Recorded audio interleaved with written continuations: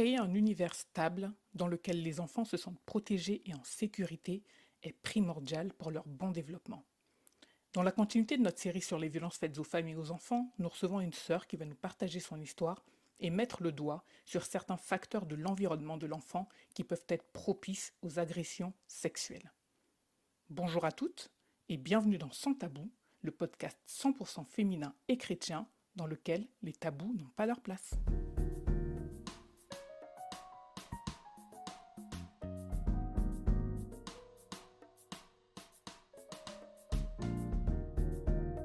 Bonjour ma sœur, Bonjour, comment vas-tu? je vais très bien et toi? Bah écoute, je vais très bien aussi. Bah écoute, je suis très contente de te recevoir sur cet épisode pour que tu nous racontes un petit peu ton histoire. Alors, est-ce que tu peux te présenter en quelques mots? Ok, donc je suis une jeune femme de 32 ans déjà, Mhm, convertie depuis quelques années. mhm, Et aujourd'hui, je fais le choix de donner mon témoignage pour aider les jeunes femmes, mhm.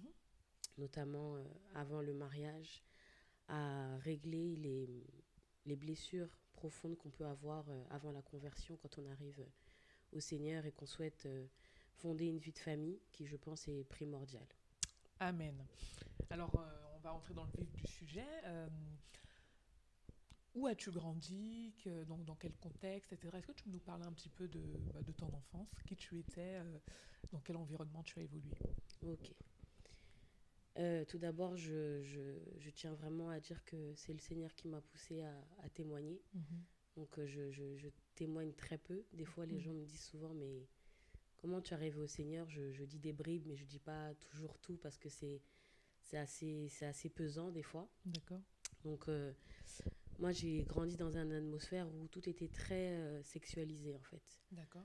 Voilà, j'ai grandi avec ma mère principalement, mon Mhm, père étant en Afrique.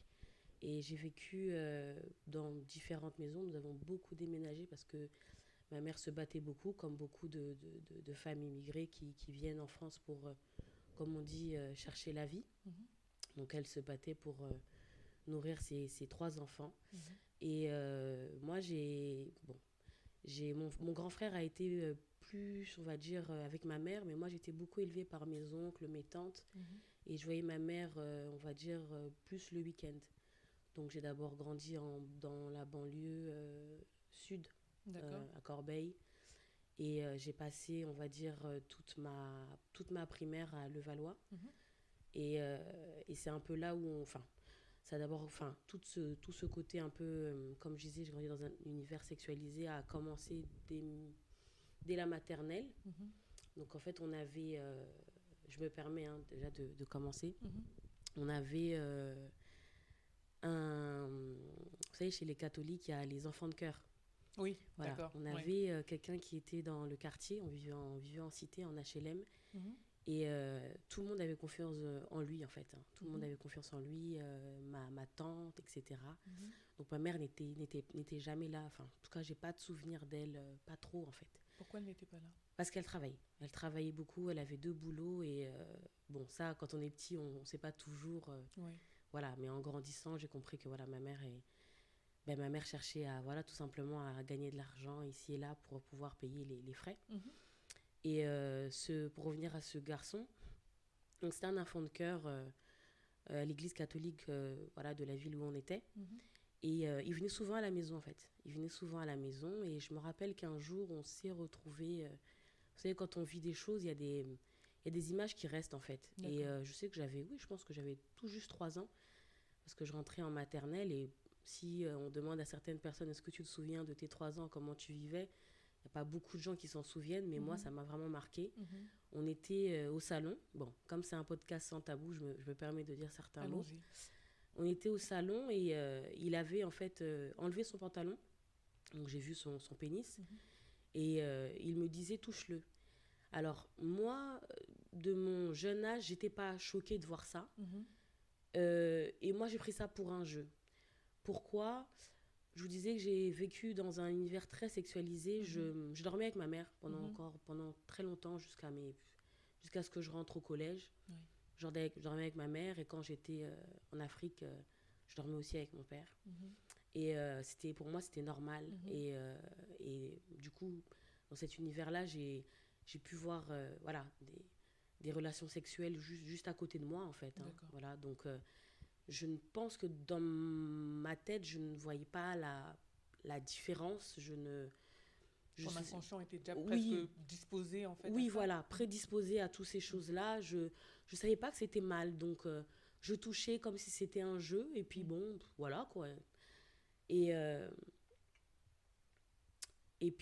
quelques temps après, je me rappelle qu'on est dans la chambre et on est tous là. Et je sais que j'ai cette image où je sais qu'il y a mon grand frère qui est devant moi. Il y a, je pense, un ami à mon grand frère. Et puis moi, je suis là et toujours cet enfant de cœur. Donc, il avait peut-être 10 ans de plus que mon frère. Donc, mon frère a 6 ans de plus que moi. Donc, au moins 16 ans de plus que toi. Voilà, à peu près. Et, et en fait, il se mettait à côté de moi et il mettait sa main dans mon pantalon derrière, en fait, dans mes fesses, voilà. Donc, comme si personne ne voyait. Vraiment, voilà. Et, et le fait marquant, c'est que cet enfant de cœur était handicapé, il avait une jambe, il boitait, donc il était très connu dans le quartier. Donc, ce n'est pas pour stigmatiser, mais c'est le genre d'homme qui ne va pas forcément attirer des femmes, ni quoi que ce soit. Donc, forcément, bah, les enfants, voilà. Et c'est la seule fois que je me rappelle qu'il y a eu cet acte-là. Et moi, j'ai grandi comme ça en pensant que personne ne le savait, mais plus tard, j'ai compris que mon grand frère était au courant. Et je pense que même pour lui, ça a été un choc, mais on n'en a jamais vraiment discuté. J'étais très honteuse de ça, vraiment très honteuse. Et on a déménagé de là et ma mère nous a récupérés. On a grandi dans un quartier bourgeois dans le 92. Et en fait, à l'époque, on était dans une époque où il y avait beaucoup d'Africains qui venaient en France chercher la vie. Et ma mère était quelqu'un qui a été c'est une femme qui a un très grand cœur. Donc, elle hébergeait beaucoup de monde. On s'est retrouvés des fois à 6, 7 dans un salon, une chambre. Donc un T2. Et enfin, c'était un T3, mais un faux T3, on va dire. Et on pouvait dormir là à plusieurs sur le même lit, quoi. Il y a eu une fois, ma sœur a invité un de ses amis et on dormait sur un énorme lit. Sur ce lit, on était au moins 5. 5, ouais. Je me rappelle que mon frère était tout au bout de l'autre côté et moi j'étais tout au bout de l'autre côté. Ma sœur, elle était au milieu et ce monsieur était à côté de ma sœur et de moi. Et il s'est tourné vers moi et il a commencé à me caresser tout le corps. Et quelle était ma réaction? Encore une fois, je prenais du plaisir dans ça. Je ne comprenais pas. Ça ne me faisait absolument rien. Je pensais que c'était normal. Je pensais que c'était normal. Tu pensais que c'était un jeu à ce moment-là? Je pensais que c'était un jeu. Ouais. Et puis mon corps réagissait. Donc pour moi, c'est quelque chose de plaisant. Mais il y a toujours le côté, c'est caché. Bon, voilà. Tu savais en même temps que c'était interdit? Voilà, il y a une part de moi qui savait que c'était interdit. Il y a une autre part de moi qui aimait ça. Et bizarrement, en grandissant dans un quartier comme ça, on aime souvent dire que c'est souvent dans les familles africaines ou autres qui se passe ce genre de choses. Mais j'étais invitée une fois chez une amie juive à dormir. Et il y avait une autre amie à elle, sa meilleure amie, qui était venue. Et on est allé on est parti en province avec sa famille. Et en fait, on est directement monté dans la chambre pour jouer. Et moi, dans ma tête, vraiment, je pensais qu'on allait jouer. Et en fait, ma surprise était que dès qu'on est rentré, elles m'ont dit, on va te montrer un jeu. Et elles se sont mises toutes les deux sur le lit à s'embrasser, mais vraiment, voilà, je ne vais pas faire des détails sur le lit, etc. Et en fait, moi, j'étais choquée parce que je me suis dit, excusez-moi du terme, ce sont des blanches. Elles font ça. Moi, je sais que j'avais eu beaucoup d'épisodes avec des cousines ou des cousines plus grandes qui t'initient à ça, en fait. Hein. Et en fait, tu vois que c'est pas un jeu de papa et maman, mais c'est bien plus. Tu sens qu'elles veulent essayer des choses, ce genre de choses. Et toi, tu es comme un cobaye, mais tu penses que c'est un jeu, tu penses que c'est normal de faire ça. Mais quand j'ai vu ces deux filles faire ça, j'étais choquée. Je me suis dit, ah bon? Qu'est-ce qui t'a choquée? C'est le fait qu'elles n'avaient pas la même couleur de peau que moi, qu'elles avaient un statut social bien plus élevé que moi. Et c'est plus tard, en grandissant, que je me suis dit, mais cette chose-là, c'est partout. C'est pas juste... c'est pas juste sur une catégorie de Tout à fait. personnes, c'est partout. Tout à fait. Quand je vous dis qu'ils étaient aisés, ils étaient très aisés. C'est Mm. des gens qui ont un certain pouvoir dans certaines sphères De la société. oui, de la société. Mm. Et donc en fait, c'est pas réservé qu'aux, excusez-moi du terme, encore une Mm. fois, les Noirs, quoi. Non, Pauvres petits Noirs tout à vivant fait. dans les Tout à fait. quartiers ou entassés. Non, Tout non, à pas fait. du tout. Et pour elles étaient même pour moi dans un niveau bien plus supérieur. Elles Mm. pratiquaient vraiment le lesbianisme. Et Mm. elles étaient meilleures amies. Mm. Et, et toujours dans ce quartier UP, mais en fait, dans l'école, dans les toilettes, c'était des rendez-vous pour s'embrasser, ce genre de Mm. choses, etc. Mm. Et se toucher, etc. Et tout Mm. ça. C'était ça, c'était Mm. ça. Mis à part l'impudicité entre petits garçons et petites filles, Mm. il y avait vraiment Mm. ce rendez-vous entre, Ouais. voilà, entre filles. Dès la primaire, Ouais. aucun tabou, aucune gêne, Mm. aucune gêne. Et j'étais à une époque où il y avait pas de personnes de couleur, quoi. Mm. On devait être un ou deux dans toute l'école. Mm. Donc c'était pas réservé à, encore une fois, à une catégorie de personnes. C'était vraiment tout le monde qui faisait ça. Donc les parents qui sont trop occupés ou qui ne savent même pas ce qui se passe Dans la vie sous des leur tour. enfants, oui, Voilà, tout à fait. Mm. c'était vraiment un jeu. Mm. C'était Mm. les jeux Action et Vérité Mm. qui commençaient très tôt Ouais. avec des choses qu'ils essayaient de faire, qu'ils imitaient à faire. Mm. Et c'est important le contexte que tu es en train en gros le contraste que tu es en train d'apporter, c'est-à-dire qu'on peut parfois stigmatiser les violences sexuelles en disant que ça n'appartient qu'à tel groupe ethnique ou à telle catégorie sociale, mais là on voit bien dans ce que tu racontes que toutes les catégories sociales et tous les groupes ethniques sont exposés en fait à ça. Et justement pour rebondir sur ce que tu viens de dire, est-ce que tu penses qu'autour de toi il y avait comme une atmosphère propice à la sexualité précoce, j'ai envie de dire. Ah oui, oui, oui, oui. Ah oui, enfin vraiment, comme je disais, comment j'ai grandi, c'est que quand on arrive donc dans cette ville, les gens se multiplient dans la maison, des allers-retours, vous savez, c'est des gens du quartier que maman connaît, que tata connaît. Ils viennent à la maison, tout le monde est tonton, tout le monde est tata. Et, euh, et en fait, il n'y a pas de sécurité, en fait. Mm. Il n'y a pas de sécurité. Je ne... Tu ne te sentais pas en sécurité? Non, non, non, non. Ok. Non, non, en grandissant, j'en ai voulu à ma mère. Mm. Parce que je me suis dit, mais en fait, on m'a livré complètement. J'ai un exemple qui me vient, un oncle, vraiment cousin de ma mère, hein, Mhm. donc vraiment famille, était à la maison, qui venait d'arriver, et, euh, et il me portait, et il me disait, voilà, viens sur mes genoux, il me portait, Mm. tout ça. Et vous savez, quand déjà on vit dans cette atmosphère-là, on n'a pas papa qui est là, on a souvent tendance à vouloir l'attention Mm. des gens. Parce Et qu'il était où ton père sans indiscrétion? il y vivait en Afrique, donc je le voyais seulement pendant les vacances. Ils étaient séparés? Ils étaient séparés. D'accord. Donc il y a ce côté où tout le temps tu veux l'attention, et pas l'attention forcément de n'importe qui, mais des hommes. Mm. C'était, je sais pas, c'était Mm. dans ma tête, c'était vraiment ça, l'attention des hommes, pas ce côté de vouloir être désiré par un homme, mais Mhm. je pense d'être aimée comme une petite Mm. fille, tout simplement. Mm. Donc, dès que tu as un tonton qui s'occupe bien de toi ou autre, bah, tu es contente, quoi. Mm. Et un jour, il me regarde, il me dit, fais-moi un bisou. Mais je lui ai fait, Mm. parce que j'avais confiance en lui, etc. Sur la joue? Ah non, sur la bouche. D'accord. C'était sur la bouche. D'accord. Donc, c'était des petits trucs comme ça, la sexualité qui est banalisée, les gens qui viennent à la maison, qui n'ont pas d'éducation, et qui vont se trimballer les seins à l'air, quoi, hein, devant Mm. moi, devant mon Mm. frère. Mm. Et traumatisant comme pas Mm. possible. Et en fait, enfin, traumatisant, aujourd'hui je le dis, parce que j'ai le regard de, d'une femme née de nouveau en Mm. Yehoshua. Oui. Mais C'était ta voilà, norme à l'époque, tu penses? c'était normal Mm. de voir les gens nus. C'était Mm. normal, Mm. c'était normal. Mais quand on regarde la parole et qu'on voit ce que le Seigneur dit sur la nudité, en fait, ce sont des œuvres de la sorcellerie, tout Oui, simplement. oui. Donc, on ne, on ne, on ne cache pas la nudité. Mm. C'est normal de voir la nudité de sa maman. C'est tout à fait normal.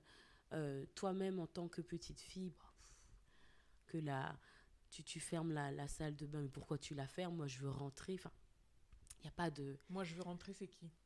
Bah, ça va être maman, ça va être maman, ça va d'accord. être... voilà. Mais ça reste quand même que ton corps grandit, tu sens que ton corps grandit, tu sens que tu changes, mais tu n'as pas d'intimité. Hmm, Tu n'évolues pas dans ce hmm. cadre où le respect du corps de la jeune fille, Hmm. etc. Ou d'un espace aussi intime pour toi, compte Ah tenu du non, fait qu'il y avait tout le temps du monde chez... oui, Hmm. on en avait pas, on n'en avait pas. Et on entendait les discussions des grands, on entendait comment Hmm. certains cherchaient à draguer d'autres, comment est-ce qu'ils draguaient les Hmm. autres. Des histoires où à 7 ans, 8 ans, est-ce que tu as besoin de savoir comment, excusez-moi du terme, un tel va faire ses affaires avec un tel, comment ça s'est passé dans le lit? Ouais, Non, tu n'as pas besoin, ouais, ouais, tu n'as pas à entendre ça, mais tout à tu fait. les entends. C'est parce qu'il n'y a, pas, il y a déjà pas de, il y a déjà pas ce cadre-là où les enfants ont leur chambre, etc. Mhm, On ne connaît mhm, pas ça. Et c'est important de parler de ça parce qu'il y a beaucoup de jeunes filles, de jeunes garçons qui grandissent des fois dans des conditions difficiles. mhm. Et quand ils arrivent dans le Seigneur et que vient le moment de se marier, il y a des choses qu'ils n'arrivent pas à dissocier, il y a des réactions, il y a beaucoup de choses qui se passent. Hmm. Donc moi, c'était vraiment un peu toutes ces choses. Et puis on s'est, on est donc parti encore, on a encore déménagé. Tu avais quel âge là? Et là, je rentrais au collège, donc j'avais D'accord. 12 ans. Alors, en primaire, il y a eu beaucoup de jeux de papa-maman avec les Hmm, cousins, les cousines. hmm, Même dire on est amoureux du cousin, c'était normal et c'était hmm, su. Et voilà quoi. hmm. Et il y avait tout ça. Il y avait aussi ce côté léger où tu peux entendre un membre de ta famille masculin dire mais toi, tu as les mêmes fesses que ta mère. Mais c'est Hmm, choquant. hmm, Ça ne se dit pas. hmm, Qu'est-ce que tu veux dire par là? hmm.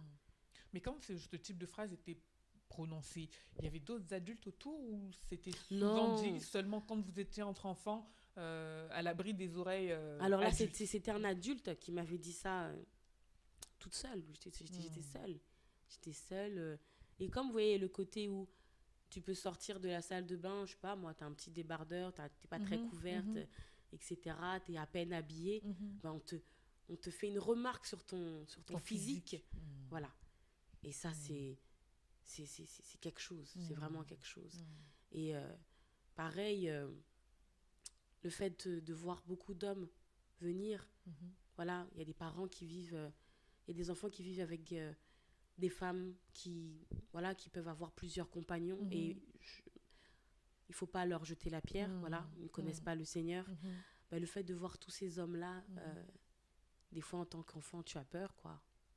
Tu as peur qu'il t'arrive quelque chose, tu as Ouais. peur qu'il te fasse du mal aussi, parce que des fois, il y avait des scènes où tu entendais des personnes faire du mal À d'autres. voilà, voilà, à d'autres. Hmm, Et là, tu as peur, hmm, tu as des réactions vives, tu as très peur, tu as très peur pour hmm, ta vie, mais tu vas partir où? Tu es mineur, hmm, tu peux, tu peux rien faire. Donc je déménage et mhm, on va dire il y a beaucoup de choses on va dire, qui se calment. mhm. Euh, il y a aussi un événement qui me revient, si tu me permets. Vas-y, bien sûr. Euh, je sais que je me retrouve à un moment où il y avait un endroit où j'aimais être. C'était chez mon oncle et ma tante parce qu'il n'y avait jamais rien de tout ça. Hmm, Mon oncle me traitait vraiment comme sa fille, il avait que des garçons. mhm, Donc j'étais sa fille. Il n'y avait pas de gestes légers, de non. hmm, J'avais une tante, donc ma tante par alliance, qui mhm, était très stricte, mais qu'est-ce que je l'aimais et je l'aime hmm, toujours hmm, beaucoup parce que elle me prenait beaucoup comme sa fille et en fait c'était quelqu'un qui me disait toujours faut avoir peur de rien. Si quelqu'un te fait quelque chose, tu viens me le dire quoi. mhm, Donc j'aimais aller chez eux. Et quand un enfant vit et subit des choses, il aime sortir hmm, de chez lui, il n'aime pas rester chez lui. Et je détestais rester chez moi. hmm. J'aimais toujours aller chez les autres. Je trouvais que chez les autres, c'était mieux parce qu'on me traitait mieux. Il y a toujours le côté attention, attention, je veux de l'attention. Ouais. Donc je vais chez eux. Et voilà, les fêtes, hein, comme on peut avoir, il y a les Hmm, fêtes, il y a de tout. Et moi, je prenais ma douche à ce moment-là, j'avais fermé la porte, mais pas à clé. Et j'avais fait un petit bain et je jouais en fait. Hein, j'allais bientôt rentrer au collège. J'étais d'accord. en primaire. Et j'ai ce même oncle qui m'avait dit de lui faire un bisou sur la bouche Oui. et qui rentre. Et quand il rentre, Hmm, je suis sous l'eau, mais l'eau, elle est transparente. Oui, oui. Et je vous assure, il me regarde. Il me regarde. Mm. J'étais toute nue. Mm. J'ai même pas dit, mais sors. Mais mon cœur disait sors. Mais je le disais pas. Ouais. Il me regarde, et puis il dit rien, il finit par fermer la porte et sortir. Alors que, normalement, la réaction, ça serait, je rentre, oh mince, Oh, pardon. désolée, je m'en vais. Ouais. Voilà. Mm. Mais là, non, c'est vraiment ce truc qui s'installe où il y avait toujours ça, quoi, autour de moi. Il y Et avait qu'est-ce que tu toujours ça, ressens quoi. Qu'est-ce que tu ressens à l'issue de cet épisode-là avec cet oncle qui a déjà eu à te demander une chose inappropriée, de l'embrasser sur la bouche, et qui là, cette fois, vient clairement te regarder, en fait, prendre ta douche? Aujourd'hui, je me dis que le fait qu'il y avait l'atmosphère de la fête et tout ça, il y avait un frein pour lui, quoi. Hein. Sinon, dans ma tête, je me dis, mais... Il aurait pu t'arriver quelque oui, chose? c'est un prédateur, quoi. Pour moi, c'est vraiment comme ça que je le voyais, que je le vois toujours, d'ailleurs. Et est-ce que tu en parles de ça? Alors ça, non, j'ai jamais... Enfin, tout ce que je dis là, c'est particulier parce que j'ai jamais vraiment parlé à ma famille de ça. Parce que je pense que ma mère n'est pas prête à entendre ça. Parce que ça remettrait en question son éducation, la manière dont elle m'a élevée. Et qu'avec le recul, je me suis posé la question de est-ce qu'elle n'a pas vécu elle-même ce genre de choses? Est-ce que, comment ils ont vécu en Afrique, il n'y a pas tout ce méli-mélo, en fait. Hein, parce que des fois, on se dit, j'ai l'impression que pour eux, c'est normal, mais on n'en parle pas, on sait sans le savoir. Alors, est-ce qu'ils ont vécu ça étant plus jeunes et n'ont juste rien dit en se disant, bah, c'est comme ça, quoi. Donc, j'ai jamais osé en parler parce que je pense que ça ferait beaucoup de mal à ma mère. D'accord. Mais j'ai réussi à en parler avec des sœurs et surtout avec le Seigneur. Donc, quand je redéménage, donc... la phase de phase collège, il y a tout ce côté, on va dire, du lesbianisme avec les cousines, etc. Parce que c'est du lesbianisme qui s'arrête, il n'y a plus tout ça. Et là, en fait, c'est maintenant le côté, tu veux avoir un petit copain. D'accord. Tu veux, en fait, tu veux découvrir ton corps autrement, quoi. Hein. Et en fait, je perds ma virginité à 17 ans, mais comme de la blague, en fait. Hein, vraiment comme de la blague, parce qu'en fait, je voulais faire mal à un autre gars, tout simplement, qui s'était joué de moi. Et je m'étais dit, je ne lui donnerai jamais ma virginité à lui, donc autant mieux le donner à un autre. Et j'ai grandi, pendant toute ma phase de collège, j'ai grandi où, encore une fois, il y a des choses, je vous dis, avec du recul, je sais que... j'attirais beaucoup d'hommes. Et ce qui se passait, c'est que quand j'allais en Afrique, les gens voient l'Afrique des fois comme si on t'envoie en Afrique, tu vas souffrir. Mais voilà, la vie que j'avais en Afrique n'était pas mauvaise. Donc la vie que j'avais en Afrique n'était pas une mauvaise vie parce que mon père avait quand même des moyens à cette époque-là. Et en fait, j'allais souvent avec des cousines. J'étais souvent chez des cousines, je restais jamais avec mon père en fait, toute la journée. J'allais ailleurs. Encore, il y a toujours ce côté où chez toi n'est pas bien, tu préfères chez les autres. Et en fait, très tôt, je suis allée en boîte de nuit. À 14 ans, comme ça, j'ai une vie déjà où j'allais en boîte de nuit.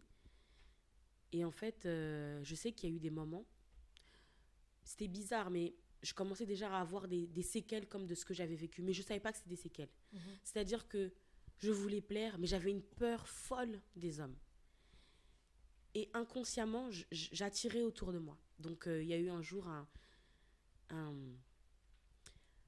le frère d'un footballeur très, très connu en Europe qui m'avait repéré de loin et qui avait demandé à...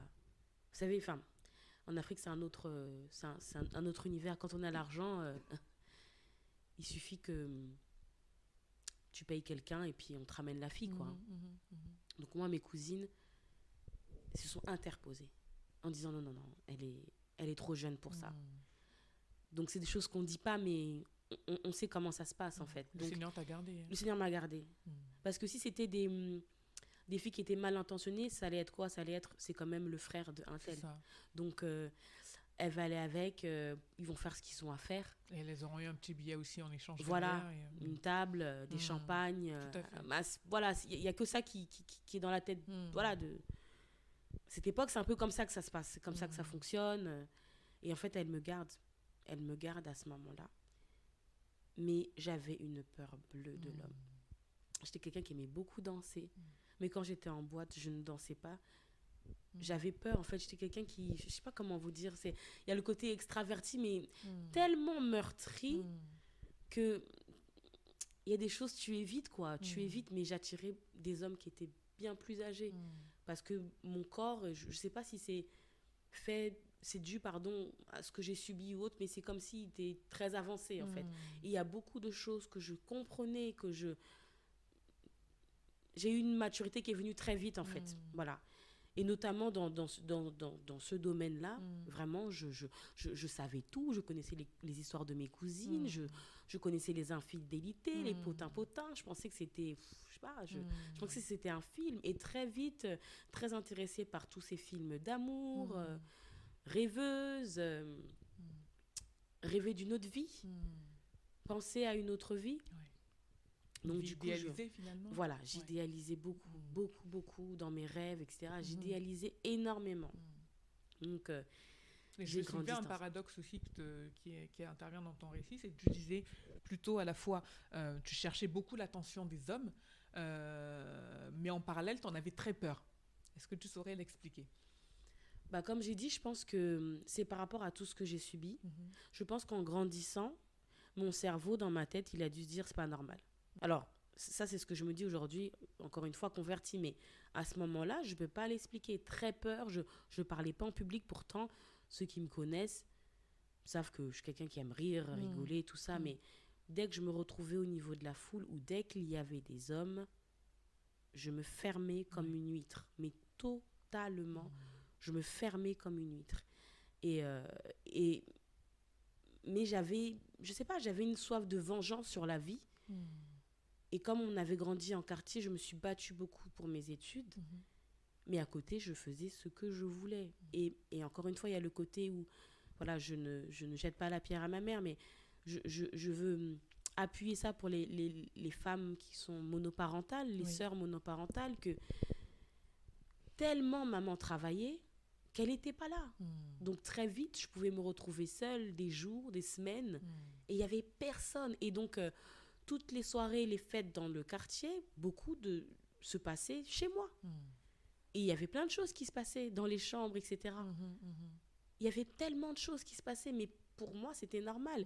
Et c'était en gros, c'est trop bien parce que, voilà, chez elle, voilà, on peut faire ce qu'on veut parce que sa maman n'est pas là.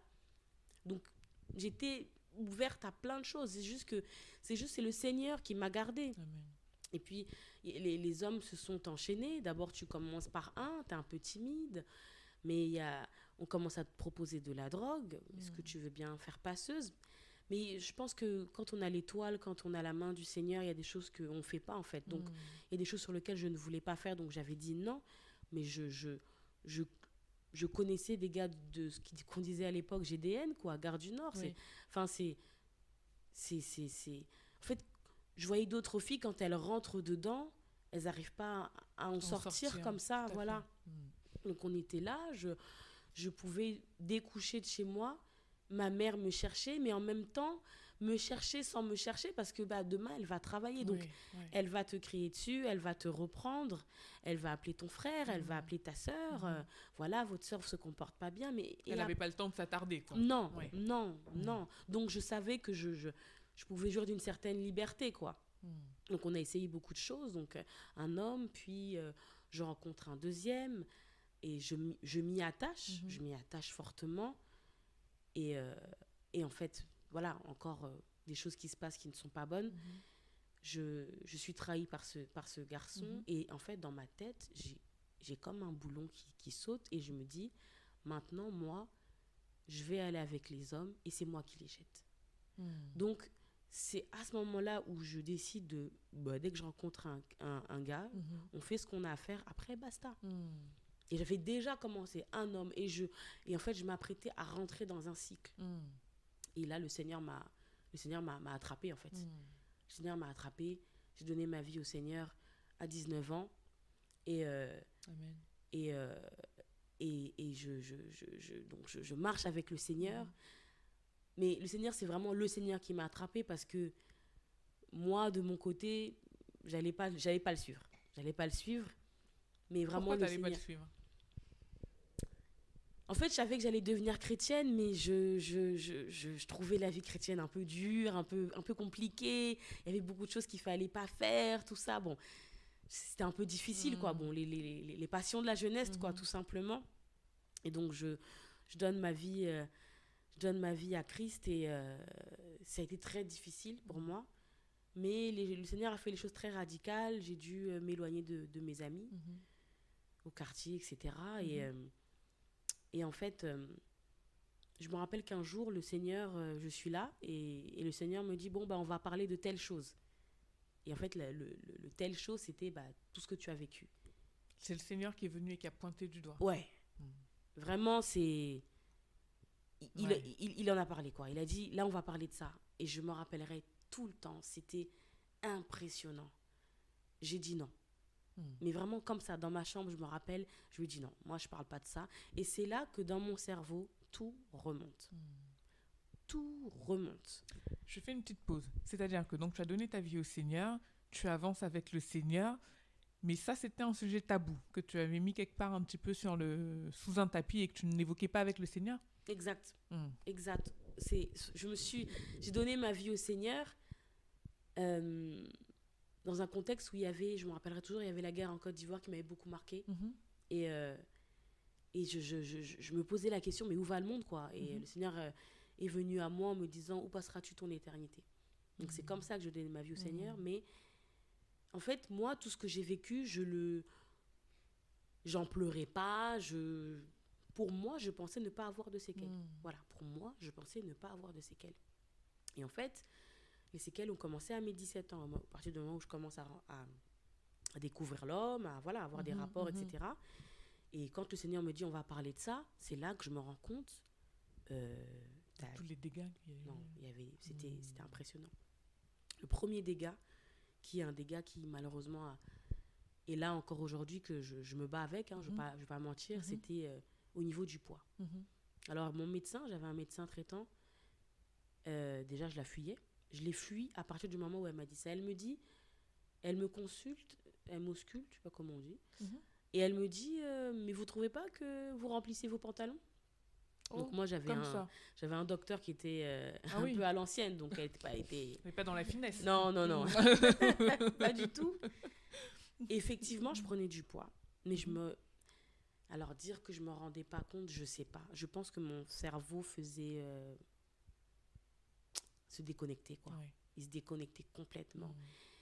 Et quand j'arrive au Seigneur et qu'on en parle avec le Seigneur, je me rends compte que je fais exprès de mettre des vêtements larges. En plus, j'en profitais. On est chrétienne, on ne doit pas se montrer. J'en mettais une tartine, je me titais tout le temps en survêt. Je me négligeais à mort sous prétexte qu'on était chrétienne et qu'on ne doit pas attirer le regard. Mais vraiment, quoi. Et quand le Seigneur m'en parle, je me rends compte que j'ai un problème avec l'apparence. En fait, ce qui s'est passé, c'est que... Alors, c'est pas un péché de se dire qu'on se trouve belle. Je sais que je suis une belle femme et en fait, je voulais pas attirer le regard. Et je me suis rendu compte que par rapport à tout ce que j'ai subi, j'attirais tout le temps le regard. Donc, j'avais commencé à développer une peur par rapport à l'homme et je ne voulais pas qu'on me regarde. Je voulais vraiment pas qu'on me regarde. Et je sais que dans mon cœur, je me suis dit, je vais manger. Comme ça, je prendrai du poids. Comme ça, on me regardera pas. C'était ça dans ma tête. C'était vraiment ça. Et paradoxalement, tu veux quand même que on te regarde. C'est bizarre, hein? C'est comme ça quand on est jeune, mais dans ma tête, c'était vraiment plus par rapport aux hommes plus âgés. Voilà, je ne voulais pas que... Voilà, qu'il y ait un regard sur moi, en fait. Je ne supportais pas. Je ne supportais pas, donc je mangeais. J'ai perdu totalement confiance en moi. Quand je me retrouvais en présence d'hommes, de frères ou autres, déjà, je faisais pas la bise. Je me rappelle très bien, quand je me suis convertie, je faisais la bise à personne. Je serrais la main. Et en fait, j'aimerais aussi qu'on respecte les personnes qui ne souhaitent pas avoir des contacts physiques. Voilà. Faut respecter ça, en fait, parce qu'on ne sait pas toujours ce que quelqu'un a vécu. On ne sait pas, en fait. Et moi, je supportais pas, en fait. Je supportais pas qu'on me touche. Je ne supportais pas. Et c'est comme si, quand je me suis convertie, tout s'est démultiplié, en fait. Donc, j'étais rentrée dans une bulle, dans une sphère. Et je me cachais beaucoup dans la prière et tout ça. Mais mon apparence, Seigneur, tu ne touches pas. Parce que c'est mon camouflage. C'est un garde-fou. Voilà, c'est ça. Et parce que si c'est que je reviens mince comme j'étais plus jeune, etc., les hommes vont me regarder. Et là, j'ai peur, en fait. J'ai peur de ne pas pouvoir gérer ça. J'ai peur. J'avais vraiment angoissé comme pas possible. Et de l'autre côté, tout ce que dans ma famille, il y a eu comme violence aussi physique, parce que j'ai vu les violences physiques entre hommes et femmes. Dès que j'entendais des cris, dès que j'entendais un homme hausser le ton ou autre, une fois, malheureusement, ma sœur a eu à vivre une violence par son conjoint. Et dans ma tête, je me suis dit, je vais prendre un couteau, je vais aller le planter. En fait, c'est vraiment, j'avais un mécanisme de... à la fois, j'ai peur, mais à la fois, je pouvais devenir comme une meurtrière, quoi, véritablement, quoi. J'avais pas confiance en l'homme, quoi. J'avais pas confiance en l'homme. Et ça a été très, très difficile de faire confiance au Seigneur. Je lui disais, Seigneur, tu dis, moi me dire je t'aime et tout ça... non pas que je ne croyais pas en l'amour du Seigneur, mais j'avais du mal à le voir comme mon père. J'avais du mal, en fait, à cette relation d'amour avec le Seigneur. Donc, il fallait que le Seigneur restaure cela. Et il l'a fait. Amen. Il l'a fait avant que je puisse entreprendre le mariage. Et aujourd'hui, je suis mariée. Ça fait 5 ans aujourd'hui, merci Seigneur. Mais au début, ça a été difficile parce que... Mais doucement. Oui. Tu vas un peu trop vite. Doucement. Tu sais, sans tabou, on aime prendre notre temps, décortiquer un petit peu les choses. Donc, un jour, un jeune homme se présente. Oui. Toi qui avais la phobie de l'homme, tu se présentes à toi. Qu'est-ce qui se passe ? Comment tu reçois sa déclaration, son approche ? Alors, le Seigneur avait fait quelque chose de merveilleux, c'est que dans ma tête, je savais déjà que c'était lui. Donc, avant que lui se déclare, je le savais déjà. D'accord. Donc, quand il s'est déclaré, il y a plus le côté euphorique, content, wow, tout ça. Le Seigneur a fait, après 8 ans, voilà. Et après, il faut se découvrir, quoi. Quand je dis se découvrir, c'est-à-dire le caractère de l'un et de l'autre. Et le point aussi que j'aimerais soulever, c'est que on voit la différence entre une sœur qui a grandi avec sa mère ou son père et un frère ou une sœur aussi qui a grandi avec ses 2 parents. Il n'y avait pas d'équilibre chez moi. Alors que lui, il avait grandi avec son père et sa mère, bien que non marié, mais il a toujours vécu avec son père et sa mère. Voilà.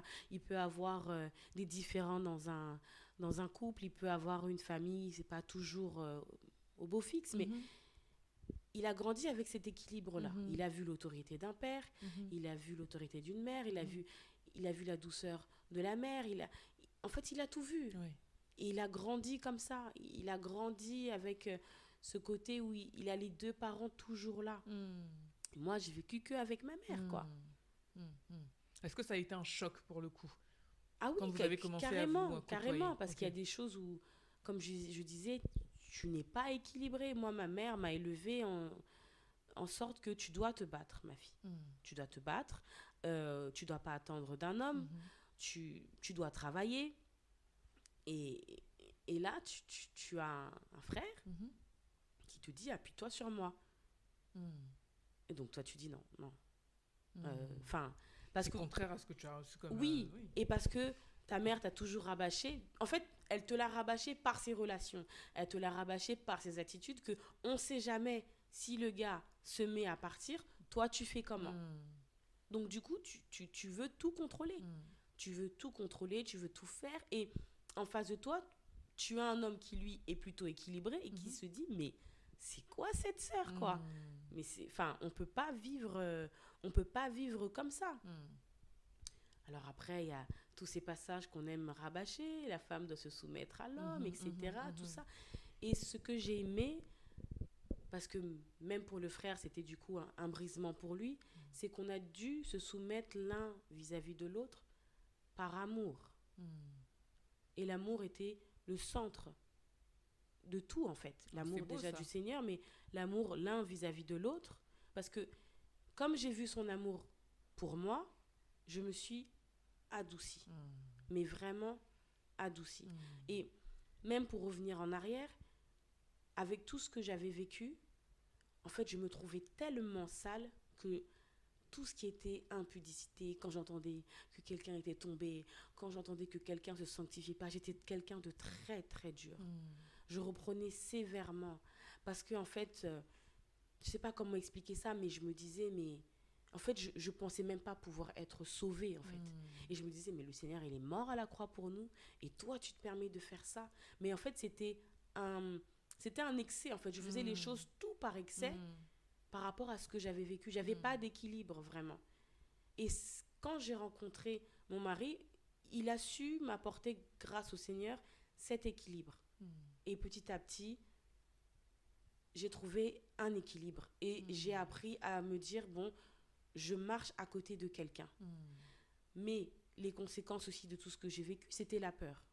La peur que, ah ben là, Seigneur, j'ai quelqu'un, mais demain il peut partir, demain il peut mourir, il peut lui arriver ci. Mais c'est-à-dire, c'était constamment. Encore aujourd'hui, ça peut m'arriver. Peut-être maintenant, parce que tu ne te disais peut-être pas que tu ne méritais pas cette... C'était ça, c'était vraiment ça. C'était vraiment ça, je me disais, de toute façon, tu ne mérites pas. Donc, un jour ou l'autre, il va t'arriver une galère, tu vas le perdre, comme tu as perdu les autres, comme tu as perdu ton intégrité, comme on t'a jamais respecté. Il t'arrive toujours des galères, donc voilà. En fait, c'était vraiment des paroles de condamnation. En fait, dans ma tête, je me disais, je n'ai pas le droit d'être heureuse. Et ce qui est impressionnant avec le Seigneur, c'est que quand mon mari vient me voir, se présente à moi, il me dit, moi, le Seigneur, il m'a dit qu'on connaîtra le bonheur. Mais il ne comprenait pas pourquoi le Seigneur lui avait dit ça. Mais c'était pour moi, cette phrase, en fait. Et quand il m'a dit ça, je me suis dit, Seigneur, si tu dis ça, c'est que vraiment, je dois te faire confiance. Et j'ai lâché prise. J'ai lâché prise. Et par la grâce du Seigneur, on s'est mariés. Bien que c'était difficile pendant les moments de projet, comme je disais, avec les caractères, fallait vraiment descendre. Parce que, pareil, tu développes une susceptibilité. On te reproche quelque chose, ne serait-ce qu'infime, mais vraiment, mais rien du tout. Mais tu prends la mouche, tu t'emportes, tu vas dans des... Tout ça parce que, déjà, de base, t'es complètement détruite, en fait. T'es détruite, donc... Et puis, encore une fois, il n'y a pas cet équilibre. Donc, on t'a jamais dit les choses telles qu'elles sont. On t'a laissé faire ta vie, vivre de ton propre chef. Tu te débrouilles toute seule. Et en plus, moi, c'était... j'avais tout, quoi. Hein. J'avais mon diplôme, ma voiture, un super emploi, etc. Mais en gros, c'était limite, non, mais qui me peut, quoi. Et là, Seigneur dit, bon, bah, tu vas te mettre sous l'autorité d'un homme. Et j'avais du mal. J'avais clairement du mal. Et quand on se marie, les premières semaines, les premiers mois, la première année, c'était difficile. C'était difficile. Alors, dans le monde, j'étais accro à la sexualité. J'étais accro à la masturbation. Vraiment, ça, c'est tout ce que j'ai vécu dans l'enfance m'a vraiment développé, voilà, ce côté-là vraiment addict à la masturbation. Mais dès que je me suis convertie, ça s'est arrêté direct. Vraiment, pour ça a été automatique. Et quand je me suis mariée et vient les moments d'intimité, tu découvres une nouvelle conséquence de tout ce que tu as vécu, c'est que tu n'as pas envie. Alors que dans le monde, il n'y a pas de problème. C'est normal, tu es dans le péché. Et là, tu es dans quelque chose de formel, c'est bon, de voilà, légal. de légal. Et puis, je bloquais, quoi. J'avais pas envie, je tournais, je faisais en sorte d'attendre que la personne, elle dorme L'évitement. voilà, avant de rejoindre le lit conjugal. Enfin, c'était difficile même pour la personne. C'était très difficile et il fallait qu'on en parle, en fait. Il fallait qu'on en parle. Il fallait qu'on en discute. Et bien sûr, on en discute avant le mariage. Voilà, j'ai subi telle chose, etc. Donc, à toutes ces sœurs qui ont pu vivre certaines choses, il est important de le dire, que ce soit des violences physiques, des violences psychologiques, il faut le dire, parce que je me rappelle d'un épisode où voilà, le ton avait un peu monté, voilà, merci. Et en fait, directement dans ma tête, je me suis dit, il va me frapper. Alors que, jamais de la vie. Et en fait, j'avais souvent des pensées comme ça de l'ennemi qui me venaient en me disant, mais il finira par me frapper. Parce qu'en fait, il y a toujours ce schéma-là que tu vois par rapport aux membres de ta famille, ben, ça se finit toujours comme ça. Ça se finit toujours comme ça. Donc, tu penses que toi-même, tu finiras par vivre ces choses-là. Alors que non, quoi. Non, quand véritablement on épouse un enfant du Machia, non. Non, ce genre de choses ne doit pas être au milieu de nous. Non, ce n'est pas possible. Ou alors, il y a un problème de conversion, et je le dis et je l'affirme, quoi. Ça ne doit pas être au milieu de nous. C'est la communication, c'est la discussion. On n'est pas parfait, on vient de milieux différents, mais c'est très important. Et des fois, il y a d'autres sœurs qui peuvent épouser des frères qui ont vécu dans des quartiers, par exemple, avec que maman, etc. Et qui, pareil, ont un langage, une manière de parler où... qui sont un peu brusques, un peu oui, voilà, un peu c'est de la ça, rue. c'est ça. Ouais. Et il est important de travailler cela avec le Seigneur avant le mariage, parce que l'ennemi peut jouer sur ça pour ouvrir des portes, pour emmener certaines choses. Donc, il était important pour moi de régler ces choses-là avant le mariage, bien qu'il y a quand même des traces qui sont là. Maintenant, dans l'intimité, on a eu à échanger, à beaucoup prier. Et le Seigneur a restauré petit à petit. Mais j'avais des fois des attitudes de garçon. De garçon où... Qu'est-ce que tu veux dire par attitude c'est-à-dire que tu veux prendre même le côté homme, quoi, dans ton mariage. Alors que... Mais puis, le Seigneur a donné un caractère à mon mari que... Mais qu'est-ce que tu fais, quoi? Tu te prends pour qui, quoi? Vraiment, le Seigneur connaît avec qui il nous met, quoi. Mais vous vous rendez compte si c'était un homme qui était plus calme ou je sais pas. Bon, je dis pas que mon mari est brusque, hein, il est calme, mais je veux dire qu'il n'ait pas de caractère ou de répondant. Et qui ne connaît pas sa place d'homme aussi. Et qui ne connaît pas sa place place d'homme. C'est très important. effectivement. Tout à fait. Et tu lui serais monté sur la tête finalement, voilà. Et tu aurais été l'homme de la famille. C'est ça. Et tout ça, il fallait régler parce que en fait, constamment, je suis dans l'anticipation au cas où on m'abandonne. En fait, dans ma tête, c'était tout le temps ça.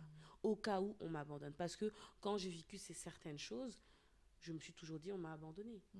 On m'a abandonné. Je me rappelle que quand je me suis convertie, je pense avoir parlé très rapidement de ça à mon frère, je lui disais que je lui en voulais parce que mon frère était le seul membre de la famille en qui j'avais confiance. Vraiment, à ses yeux, j'étais vraiment sa petite sœur qui protégeait, mais tout le temps. Vraiment.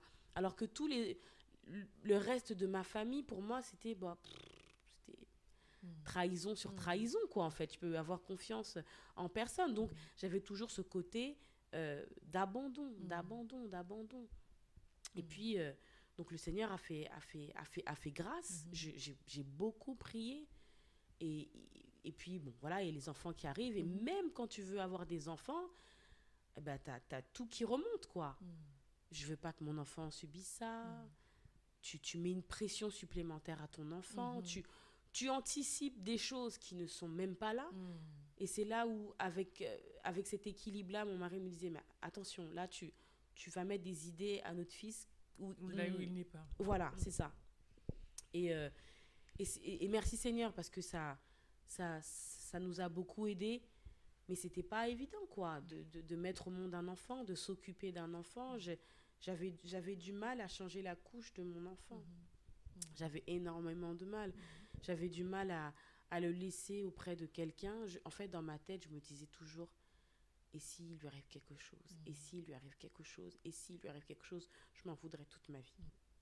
Et le Seigneur m'a appris à lui faire confiance, en fait. Le Seigneur m'a vraiment appris à lui faire confiance. Et dans la prière, le Seigneur a continué à me révéler mon état d'âme, à me révéler les choses que j'ai pu vivre et à prier pour ma délivrance. Oui, pour ma délivrance, je le dis, parce que on accepte le Seigneur, on est délivré de tout péché, il nous pardonne, mais il y a des actes, il y a des choses que nos mères, que nos pères, que nos familles peuvent poser qui ont des conséquences sur des décennies, sur des générations.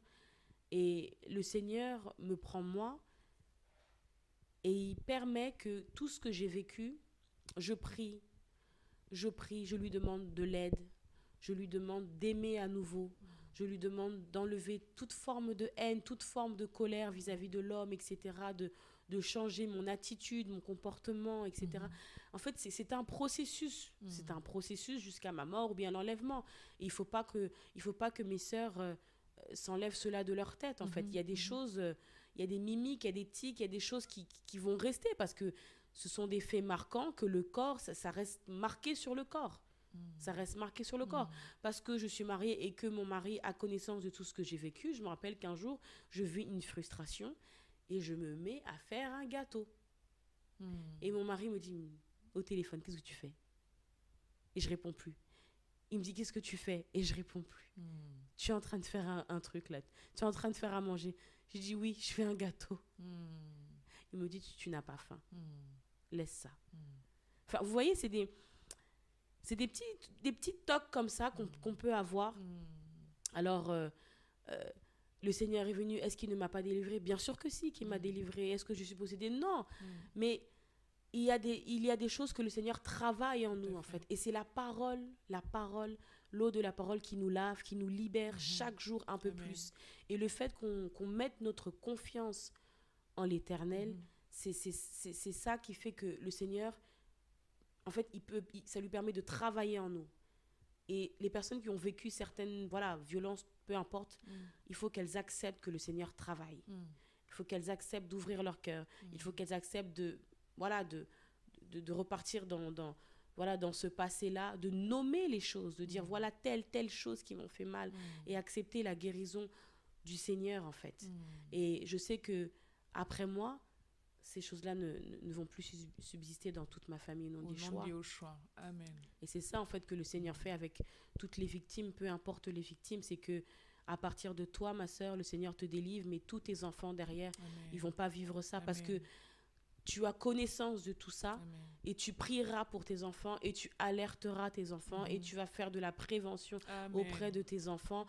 Et puis tu vas être toi-même libéré et ce que tes parents ont fait, tu ne le feras pas. Bien sûr, on ne blâme pas nos parents, mais ils n'ont pas cette connaissance que nous avons, mais c'est une grâce de connaître le Seigneur parce qu'il nous met de l'équilibre et il nous aide à vivre dans un environnement qui n'est pas évident, mais je crois qu'il nous garde au nom du choix. Donc voilà, c'était mon témoignage. Amen. Et avant de conclure ce magnifique épisode avec ce témoignage poignant que tu viens de nous livrer, est-ce que tu aurais une exhortation, un conseil, une recommandation pour nos auditrices qui nous écoutent, nos jeunes sœurs, nos sœurs un peu moins jeunes? Est-ce que tu aurais un mot? J'ai dit beaucoup de choses, mais... Oui. On va t'essorer. Tout ce que tu veux nous donner, là, on prend. Moi, ce que je dirais, c'est d'aimer d'abord le Seigneur avant d'aimer son futur époux. Parce que il y a aussi une chose qui est importante, c'est que quand tu n'es pas délivré de certaines choses, tu peux idolâtrer ton futur époux. Tu peux le mettre à la place d'Élohim, de Dieu, et qui devient ton tout, en fait. Et que lorsqu'il te fera ne serait-ce qu'un petit truc, tu seras déçu au point de ne plus prier, de ne plus méditer. Et ce que le Seigneur avait travaillé en moi, c'est cet amour, lui et moi, quoi. Cette intimité-là d'abord. C'est de l'aimer lui d'abord. Et en fait, j'avais demandé au Seigneur, je ne veux pas aimer un homme plus que toi. Amen. Pour ne pas être déçu. Parce que on est tous des hommes, on est faillibles. Moi, j'ai vécu ce que j'ai vécu et je pense que j'ai fait souffrir aussi mon mari quelque part. Mais si c'était à l'inverse, si c'était mon mari qui avait vécu ces choses-là et que parce qu'il avait vécu, justement, il y a des séquelles, il y a des réactions, il y a des manières de faire, etc., il m'aurait tellement déçue. Il m'aurait tellement déçue, j'aurais été dégoûtée du mariage. Et ça, on n'en parle pas tout le temps, en fait.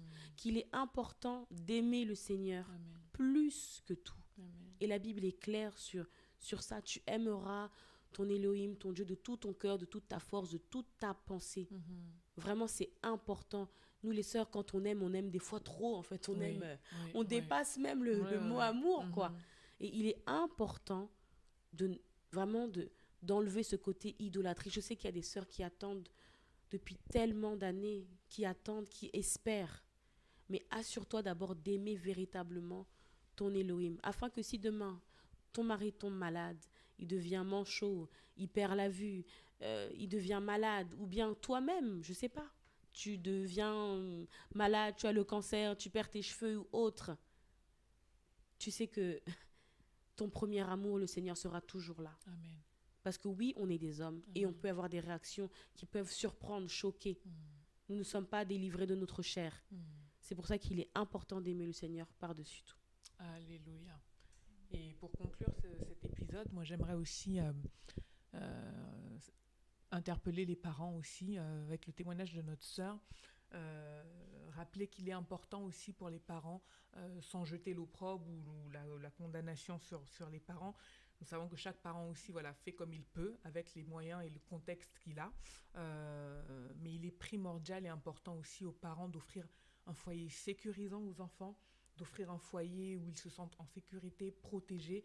Et moi, j'aimerais vraiment nous y exhorter tous, exhorter tous les parents qui pourraient écouter aussi ce podcast. C'est aussi très important. Et aussi à travers le témoignage de notre sœur, j'ai aussi un autre regard, parce qu'on peut voir parfois certains enfants, mais pourquoi cet enfant est toujours dehors, s'interroger, pourquoi il traîne tout le temps dehors, il est toujours dehors. Et avec le témoignage de notre sœur, on a aussi une petite bribe de réponse.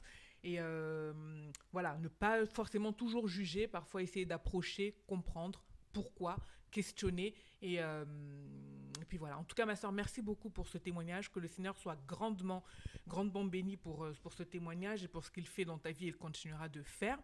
Quant à nous, je nous dis à très bientôt dans un prochain épisode. Bye.